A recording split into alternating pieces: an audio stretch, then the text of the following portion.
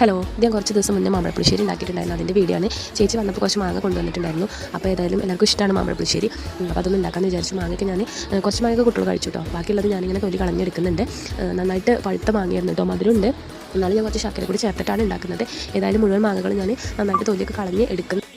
ഒരാൾക്ക് ഒരു മാങ്ങ എന്ന രീതിയിലാണ് എണ്ണ ഞാൻ കണക്കാക്കി എടുത്തിട്ടുള്ളത്. ഏകദേശം 10-12 മാങ്ങ ഞാൻ എടുത്തിട്ടുണ്ട്. ഏതായാലും എല്ലാം തൊലി കളഞ്ഞെടുത്തു.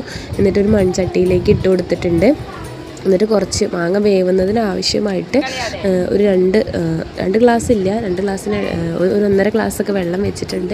ആ വെള്ളത്തിലേക്ക് തന്നെ ഞാൻ ശർക്കരയും അതുപോലെ തന്നെ കുറച്ച് മഞ്ഞൾപ്പൊടി, വളരെ കുറച്ച്, ഒരു 1/2 ടീസ്പൂണ് മഞ്ഞൾപ്പൊടിയും, അതുപോലെ തന്നെ എരിവിന് പച്ചമുളക് നമ്മൾ എന്തായാലും ചേർക്കുന്നുണ്ട്, എന്നാലും ഒരു കുറഞ്ഞ അളവിൽ മുളക് പൊടിയും ചേർത്ത് കൊടുത്തിട്ടുണ്ട്. വളരെ കുറച്ചേ ഞാൻ ചേർത്തെടുത്തിട്ടുള്ളൂ, കുട്ടികൾക്കും കൂടി കഴിക്കാൻ കൊടുക്കുന്നതുകൊണ്ട് തന്നെ.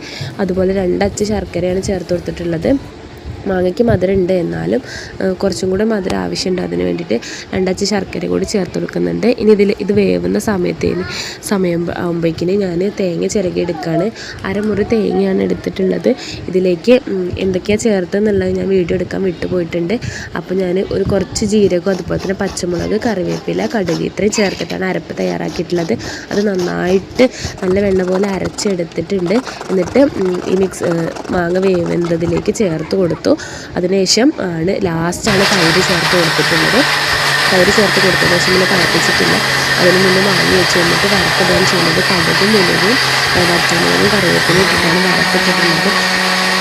വറുത്തിട്ടതിന് ശേഷം നമ്മൾ കുറച്ച് നേരം അടച്ചു വെച്ചതിന് ശേഷമാണ് നമ്മൾ ഊണ് കഴിക്കുന്ന സമയമായപ്പോഴാണ് അത് എടുത്തിട്ടുള്ളത്. അപ്പോൾ എന്തായാലും ഞങ്ങളുടെ ഇന്നത്തെ ഊണിന് മെയിനായിട്ടുള്ളത് മാമ്പഴപ്പുളിശ്ശേരി ആയിരുന്നു. അതുപോലെ തന്നെ കൂൺ കറിയും ഉണ്ടായിരുന്നു, കാബേജ് ഉപ്പേരിയും, അതുപോലെ മാങ്ങ അച്ചാറും ഇതൊക്കെ കൂട്ടി കഴിച്ചു.